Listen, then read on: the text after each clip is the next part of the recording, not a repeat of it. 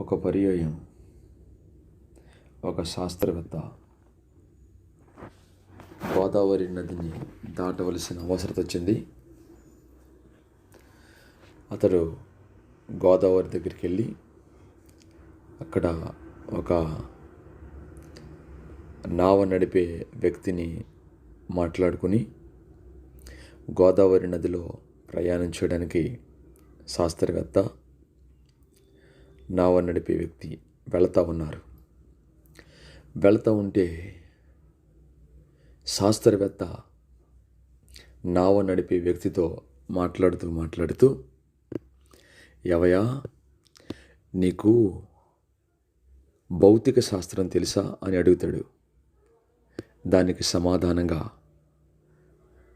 ఆ నావ నడిపే వ్యక్తి అంటాడు, అయ్యా అది నాకు తెలియదయ్యా అంటాడు. నాకు తెలియదయ్యా అని చెప్పి ఎప్పుడైతే ఆ నావ నడిపే వ్యక్తి అంటాడో అప్పుడు శాస్త్రవేత్త అంటాడు, నీ జీవితం 25% వ్యర్థమైపోయిందయ్యా అని చెప్తాడు. మరలా శాస్త్రవేత్త మాట్లాడుతూ, నీకు ఖగోళ శాస్త్రం తెలుసా అని అడుగుతాడు. దానికి నావ నడిపే వ్యక్తి, నాకు ఖగోళ శాస్త్రం కూడా తెలియదయ్యా, అది ఎలాగుంటుందో నాకు తెలియదయ్యా అని నావ నడిపే వ్యక్తి శాస్త్రవేత్తతో అనగా శాస్త్రవేత్త అంటాడు, ఇది కూడా తెలియదా నీకు? అయితే నీ జీవితం 50% అయిపోయినట్టే, వ్యర్థమైపోయినట్టే అని మాట్లాడుతూ ఉంటాడు. ఇంకా అడుగుతూ నీకు భూగోళ శాస్త్రం తెలుసా అని నావ నడిపే వ్యక్తిని అడుగుతాడు.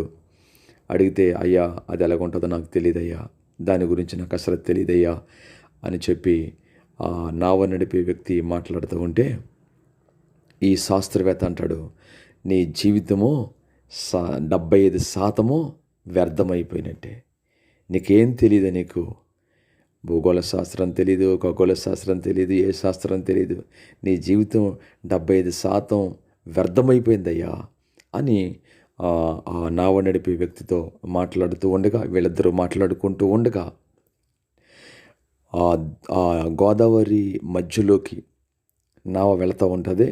ఇలా మాట్లాడుకునే సందర్భంలో ఆ నావ బ్యాలెన్స్ తప్పి ఇద్దరూ కలిసి గోదావరిలో పడిపోతారు. గోదావరిలో పడిపోయినప్పుడు నావను నడిపే వ్యక్తి ఈదుకుంటూ వెళ్ళిపోతూ ఉంటాడు. వెళ్ళిపోతూ వెనక్కి తిరిగి చూసి శాస్త్రవేత్తను అడుగుతూ ఉంటాడు, అయ్యా మీకు ఈత శాస్త్రం తెలుసా అని అడుగుతాడు. దానికి శాస్త్రవేత్త నాకు తెలియదు అంటాడు. అయితే నీ జీవితము 100% వ్యర్థమైపోయినట్టే, నీ జీవితం అయిపోయింది ఇంకా అని చెప్పేసేసి ఈ నావ నడిపే వ్యక్తి ఈదుకుంటూ ఒడ్డుకి వెళ్ళిపోతాడు. శాస్త్రవేత్త నీటిలో మునిగిపోతాడు. దేవుని బిడ్డలారా, ఈ సందర్భము, ఈ సన్నివేశము మనకేం చెప్తా ఉందంటే, మన జీవితంలో ఎన్ని శాస్త్రాలు తెలిసినా, మనకెంత జ్ఞానం ఉన్నా, మనకెంత తెలివి ఉన్నా, మనకు ఎంత లోక సంబంధమైన జ్ఞాన వివేచనలు కలిగి ఉన్నప్పటికీ, అధికార బలం ఉన్నప్పటికీ, మన జీవితంలో యేసుక్రీస్తుని రక్షకుడిగా కలిగి ఉండకపోతే మన జీవితంలో మనం పాతాళాన్ని తప్పించుకోలేము, మనము మోక్ష రాజ్యములోకి చేరుకోలేము.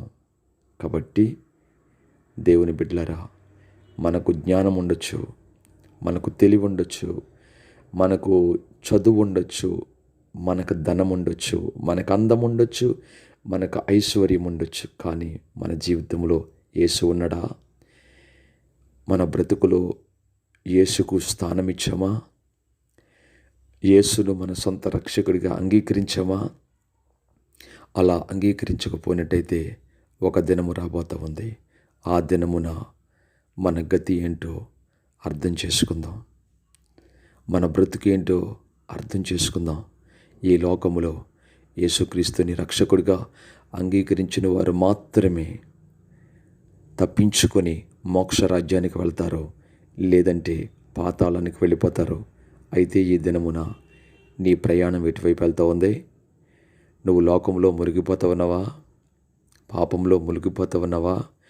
లేదంటే పాపాన్ని, లోకాన్ని తప్పించుకొని ఆ నావ నడిపే వ్యక్తి తప్పించుకుని ఒడ్డుకు చేరుకున్నట్టుగా నీ జీవితం ఒడ్డుకు చేరతా ఉందా? ఈ రోజున ఆలోచించుకో. నువ్వు యేసుని రక్షకుడిగా అంగీకరిస్తే లోకం మీదకి రాబోయే ఉగ్రత నుంచి నువ్వు తప్పించబడతావు. నువ్వు పాతాళాన్ని తప్పించుకొని నిత్య రాజ్యానికి వెళ్తావు. పాతాళములో భయంకరమైన వేదన ఉంది, భయంకరమైన రోదన ఉంది. కానీ ఆ నిత్య రాజ్యములో దేవుడు మనతో ఉండే ఆ రాజ్యములో మనం ఉండడానికి ఆ దిశగా మనము ప్రయాణం చేద్దాం. దేవుడి మాటలు మన కొరకు దీవించునుగాక. ఆమేన్.